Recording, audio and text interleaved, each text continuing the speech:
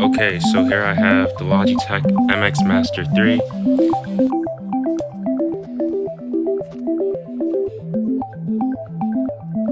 MX Master 3.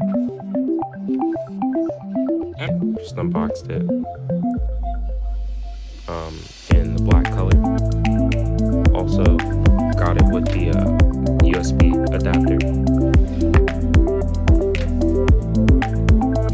It's pretty comfortable and ergonomic to my hand. I really like that. We got 1, 2, 3, 4, 5, 6 buttons on this mouse. Got our scroll wheel in the center and our side scroll wheel. Also, the MX Master 3 has a ton of customizable options.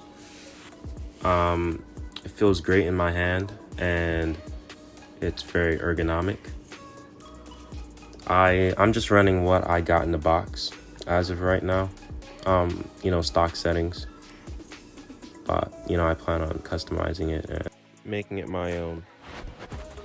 So, just like a Magic Mouse would or a Magic Trackpad would, you could slide through tabs, desktops.